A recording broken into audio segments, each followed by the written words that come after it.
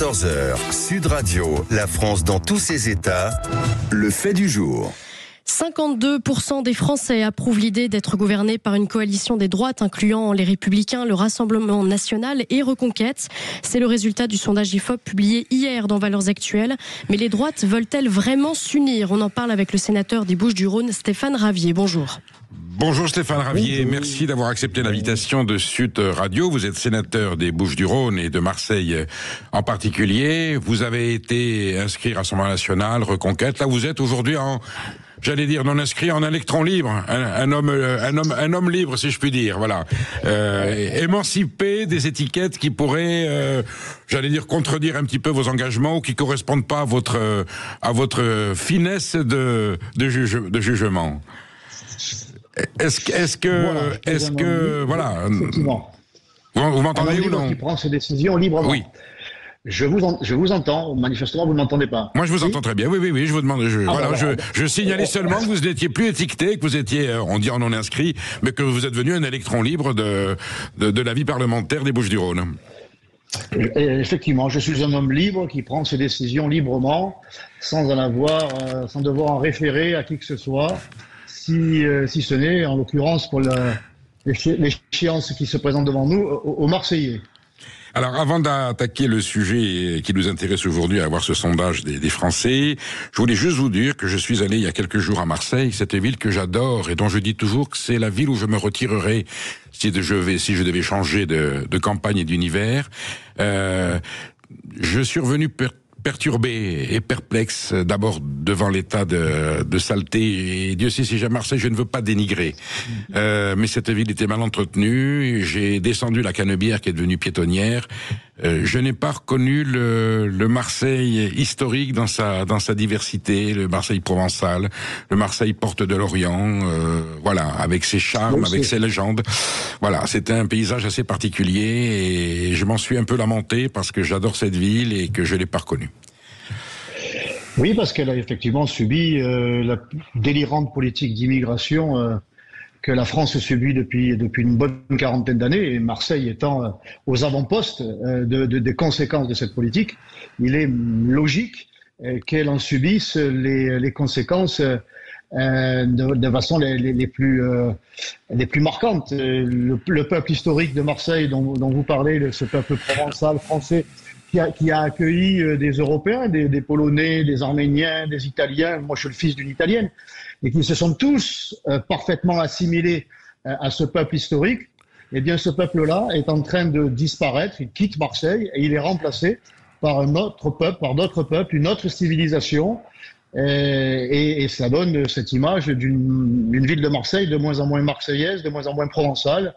Une ville qui est en état d'islamisation avancée, de communautarisation, et c'est bien pour cela que l'union des droites à Marseille était vitale si l'on veut éviter le pire. Stéphane Ravier, pour obtenir le meilleur, il ne suffit pas, je ne veux pas être misérabiliste, minimaliste, je ne souhaite pas simplement éviter le pire, je veux que Marseille retrouve le meilleur. On va en parler. Cette réalité marseillaise, elle est inhérente à une politique nationale, tout simplement, une forme de laxisme, ou ça peut être aussi rectifié par une politique municipale différente de celle qui existe aujourd'hui. Ah ben ça aurait pu, d'autant que l'équipe municipale qui a dirigé la ville pendant 25 ans, et elle l'a dirigée pendant 25 ans, donc elle aurait pu avoir des initiatives pour contrebalancer ce qui nous était infligé, d'autant qu'il y a eu l'époque Chirac, l'époque Sarkozy, qui n'ont pas fait mieux que la gauche, voire même pire dans ce domaine-là. Mais malheureusement, l'équipe emmenée par Jean-Claude Godin à l'époque, durant ce quart de siècle, accentuée aujourd'hui par une équipe de gauche plurielle, d'ultra-gauche, emmenée par le socialiste non encarté Benoît Payan, le processus, au contraire, il n'a pas été freiné, il a été accéléré, il a été aggravé. Alors, justement, nous sommes ici aujourd'hui avec vous pour décrypter ce sondage publié par l'IFOP, organisé par l'IFOP. 52% des Français, c'est un tournant dans l'histoire électorale de la République, de façon très nette, 52% des Français conçoivent qu'aujourd'hui, il y aurait une compatibilité, non pas une incompatibilité comme ça a toujours été dit, une compatibilité entre l'union des droites, des différentes tendances, des différentes sensibilités de la droite. On irait pour schématiser de l'ancien RPR, j'allais dire, du symbole qui fait de cette droite gaulienne qui n'est plus très gaulienne aujourd'hui, mais jusqu'au Rassemblement national et même avec extension, avec la sensibilité du mouvement Reconquête. Vous avez côtoyé ces partis, ces sensibilités. Est-ce que le moment vous semble venu aujourd'hui de pouvoir envisager dans le débat républicain de façon sereine, de mettre de côté le concept de l'arc, il va d'où, il vient d'où? Est-ce que aujourd'hui, et effectivement, beaucoup d'électeurs des Républicains le disent également et le souhaitent de la base, on le voit bien. Évidemment, les électeurs du Rassemblement national et certainement ceux de Reconquête disent pourquoi, si la gauche a su s'unir de façon très légitime et elle a quelquefois mené dans l'histoire de France des politiques qui étaient absolument, emblématiques de la vie française. Est-ce que une droite réunie, puisque aujourd'hui on considère que le Rassemblement national, avec son pourcentage, n'est plus le mouvement totalitaire d'extrême droite fascisant qu'on veut bien nous présenter, puisque à un moment donné il faut quand même admettre que les Français savent ce qu'ils font. Quand on est à 42% au deuxième tour d'électeurs qui votent pour Marine Le Pen, on ne va pas considérer qu'on a 40% de fascistes et de racistes en France. Alors, est-ce que le temps est venu de réfléchir à une droite unie pour créer une alternance qui n'existe pas depuis un certain temps dans ce pays? Oui, ça, l'image de fascisme, de racisme, de xénophobie, vous connaissez le chapelet, qui nous a été infligé par la gauche, par François Mitterrand, ce fameux cordon sanitaire, ce front républicain. Ça a fonctionné, ça a fonctionné. Oui, ça a encore fonctionné l'année dernière, mais beaucoup moins. Mais la réalité, c'est le Lionel Jospin. Alors évidemment, je parle d'un temps que les moins de 40 à 50 ans ne peuvent pas connaître, mais c'est pas si vieux que ça. Lionel Jospin, socialiste, ancien trotskiste, avait dit lui-même que le fascisme du Front National de Jean-Marie Le Pen, c'était du théâtre. Tout ça était une mise en scène de François Mitterrand qui a imposé à la classe politique et à la droite en particulier de ne jamais franchir le Rubicon, de ne jamais s'allier avec le fascisme, le nazisme, le racisme. Bon, il ne tenait qu'à la droite de l'époque d'avoir le courage de rompre avec de rejeter cette oukase mitterrandienne, de rejeter cet ordre qui n'avait rien de républicain, qui était un piège politique et un piège électoral et surtout un piège pour la France, dans lequel la droite dite républicaine, j'allais dire, s'est fourvoyée pendant des dizaines d'années. Aujourd'hui, on a désormais quelques personnalités à droite qui veulent couper cette chaîne qui étrangle les droites et qui étrangle par conséquent le pays. Donc je dis tant mieux. Nous avons longtemps dénoncé cette droite la plus bête du monde. Manifestement, elle est quand même de moins en moins. Il faut qu'elle pousse encore un peu pour que ce mur de Berlin, de Berlin à la française, finissent par tomber dans l'intérêt des Françaises et des Français. Comment vous expliquez que cette droite sur la doctrine, on va dire Chirac, Juppé, Sarkozy, jamais de pacte, mon Dieu, comment pouvons-nous imaginer une telle aberration, est évoluée? C'est François Fillon le premier qui, pendant la campagne des primaires, ouvre, la porte à l'idée qu'il puisse y avoir une union des droites, et puis Laurent Wauquiez et Bruno Retailleau l'affirment clairement. Aujourd'hui, les différences sont, elles sont symboliques. La lecture de la France est la même.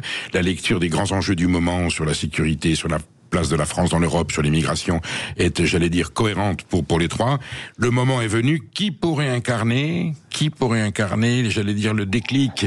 Bruno Retailleau, Laurent Wauquiez, Marine Le Pen, Jordan Bardella, Marion Maréchal, Éric Zemmour. Est-ce qu'un jour il y a une possibilité qu'ils se retrouvent autour d'une table et de faire? Pourquoi ça serait pas aussi le Front populaire? Pourquoi le Front populaire est un monopole de la gauche?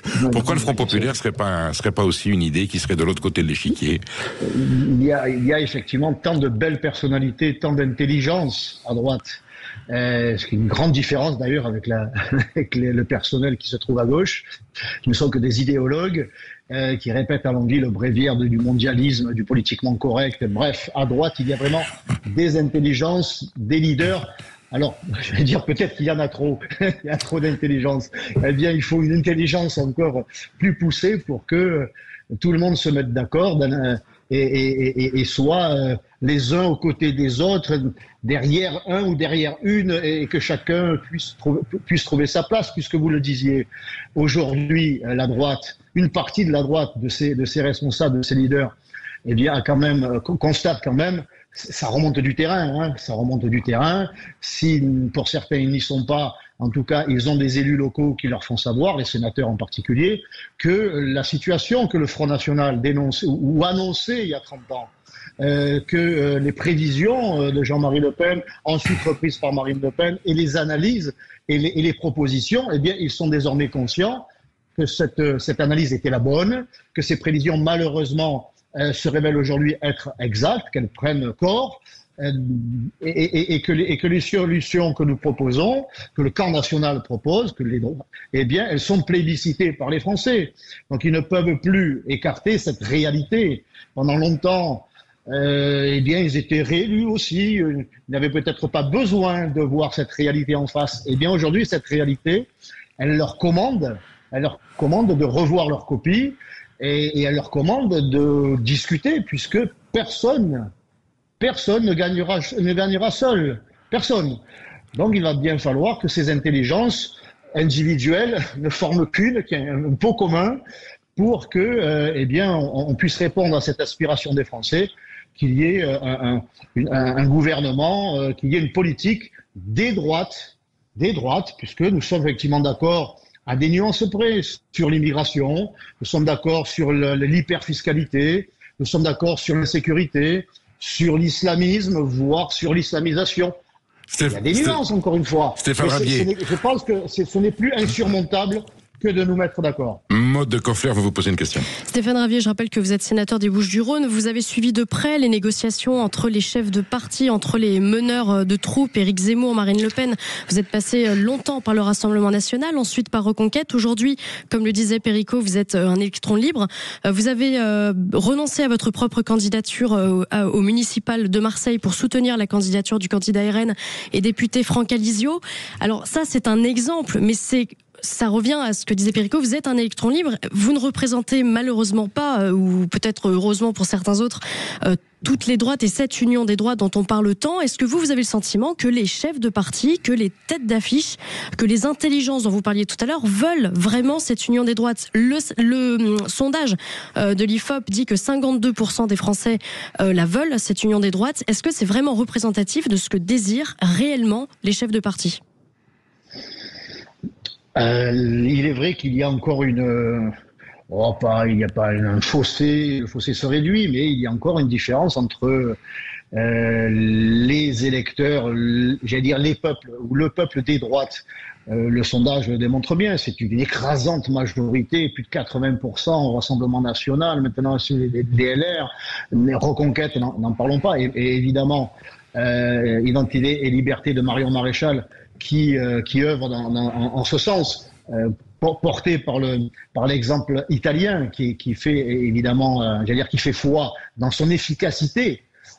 Et on voit que l'immigration clandestine est largement maîtrisée aujourd'hui, en tout cas ça va nettement mieux, que la fiscalité est maîtrisée. Bon, bref, il y a un exemple à nos portes qui doit conduire toutes ces personnalités, déjà un exemple politique en Italie, et puis leurs électeurs, leurs militants, qui leur disent il y en a assez de vos querelles, de vos caractères, pour ne pas dire les égos.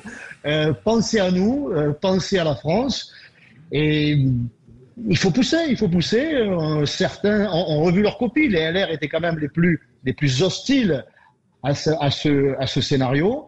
Et bien, on voit aujourd'hui, on entend des personnalités qui n'y sont plus du tout opposés.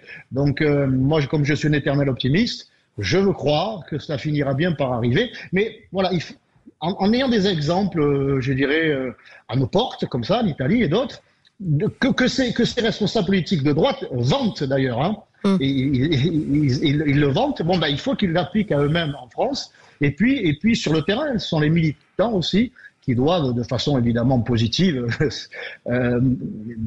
faire savoir à leur direction que c'est ce qu'ils souhaitent, parce que c'est ce qui est nécessaire. Stéphane Rabier, on verra bien si votre message est reçu. Il y aura certainement de prochaines échéances électorales et on verra bien si la droite est capable et disposée à se rassembler. Merci d'avoir été sur Sud Radio aujourd'hui. Je pense qu'on aura l'occasion de se retrouver prochainement.